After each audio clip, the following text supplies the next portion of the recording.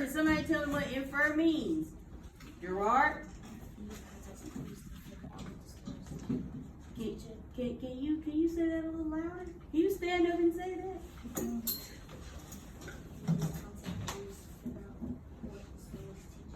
Very good. That sounds like the definition, the exact definition I gave. So use context clues to figure out exactly what the story is trying to teach us. So today we're going to talk about identifying the theme of a poem. So it's the same concept, but it is a little different. So go ahead and open your spiral notebooks to a blank page. That should already be already. So, if you have your notebook, open it up. If you don't, take out a blank sheet of paper. We're moving quickly.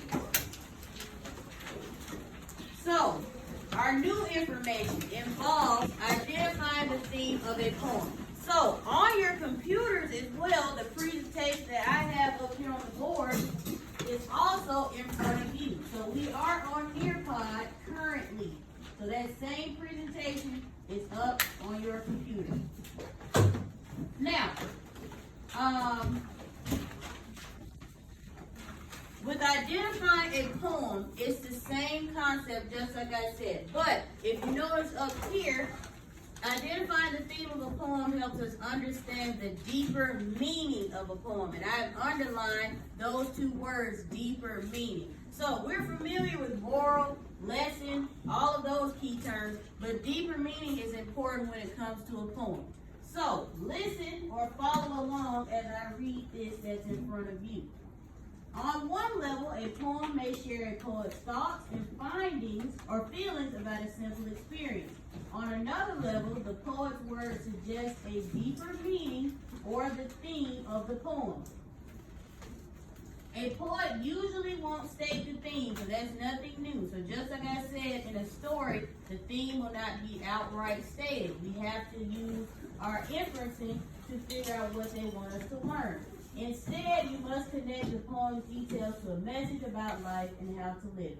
To discover the theme of a poem, think of what it mostly tells us about and the ideas shared by the poet.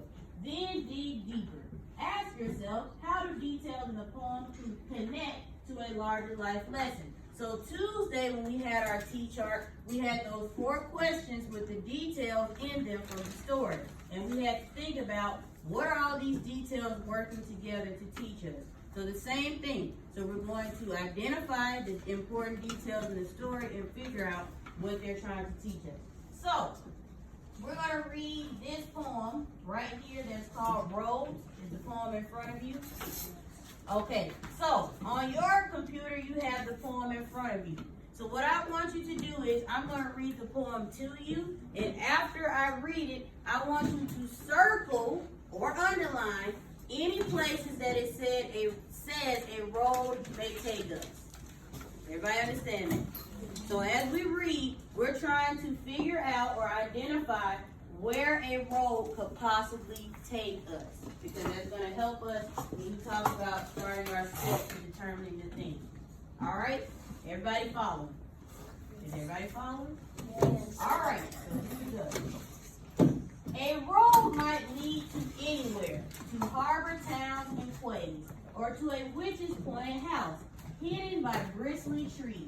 It might lead past the tailor's door, where he sews with needle and thread, or by Miss Pym, the milliner's, with her hats for every head.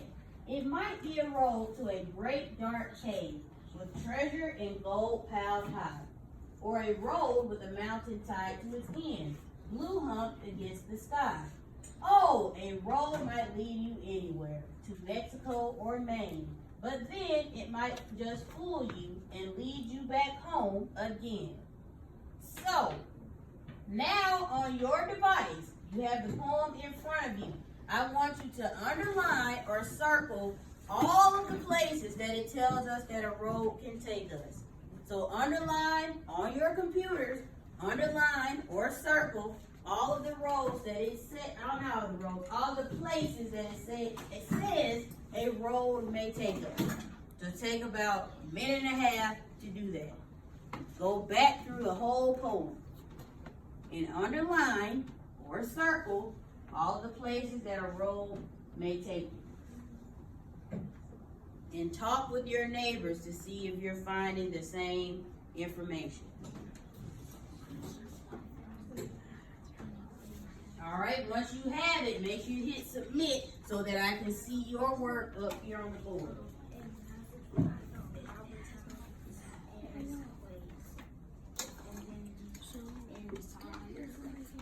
Yeah, where Miss. Yeah.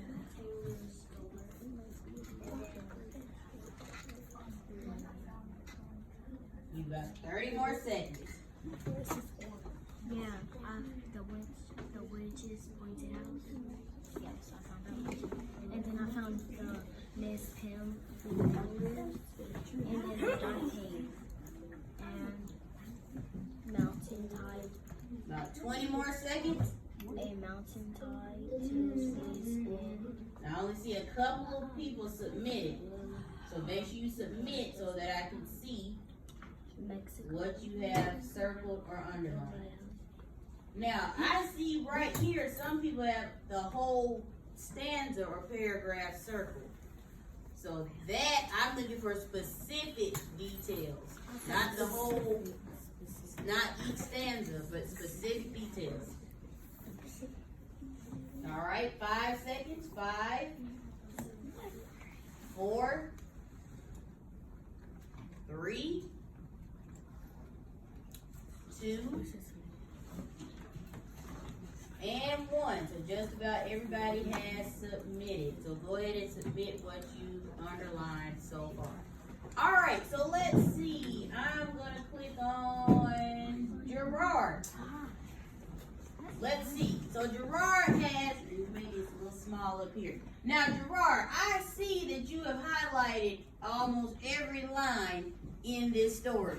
So specifically tell me a place that it says a road can take you.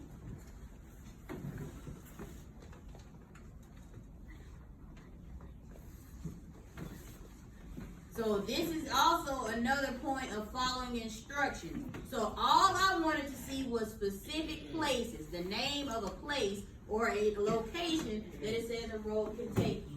So let's see who's next. Anaya, read for us one place that you underlined. Back home, very good. Thumbs up if you underlined back home too.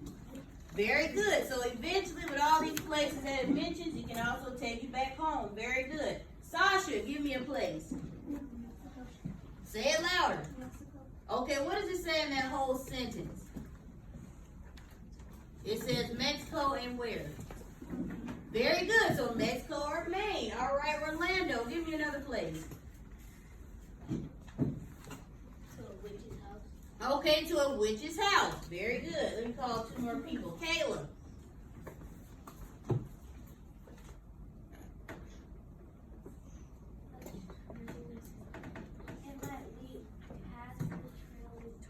Okay, a tailor's door. Very good. A tailor's door. One more. Deasia.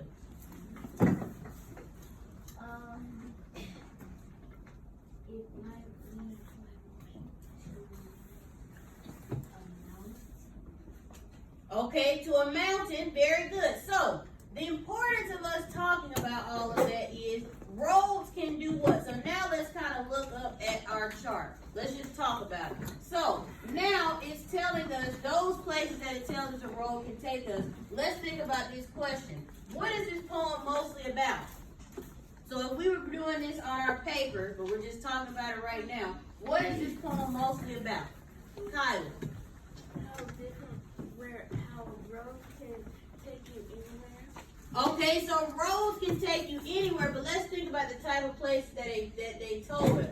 What kind of places can it, how could you describe, what's the adjective that could describe all these places that they told us?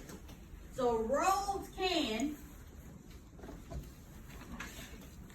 take us to what kind of places? I want to hear a descriptive word that can describe the type of places they can take us. So we have Mexico, Maine, a witch's house, let's see, a mountain, harbors. It can take us to what kind of places? Carmen, help her out.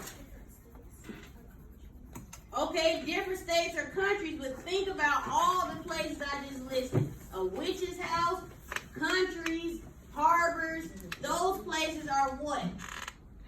Kamars. They're, okay, but I'm looking for a descriptive word. That's an adjective. What word can describe these? Let's go back to Tyler. Okay, so different. What's another word for different? So if I say Anaya's jacket is kind of different. Okay, unique can take us to unique. Is there another word we can think of? Unique and Ruby? Peculiar. Oh, peculiar. What does peculiar mean, Ruby? Strange. Strange. Okay, very good, because the witch's house is kind of strange. So we're going to say Rose can take us, and that gave us, for the people that might not know what that means, that's a new word for us to use. So Rose can take us to unique and peculiar places. So we're going to pause right there. But tomorrow when we do our constructive response, this can be some information that we may use when we do our writing. So what I want you to think about, we know right now that the poem is mostly about Rose can take us to unique and peculiar places. Now we do need to finish the rest of the chart, but along with this detail, we want to know what can this teach us in our own lives. So now we're starting to build our details to help us do what? What's that word that we talked about? These details are going to help us infer. Very good. So once we infer how all of these details that we're going to fill in, then we're going to determine the theme of our poem. So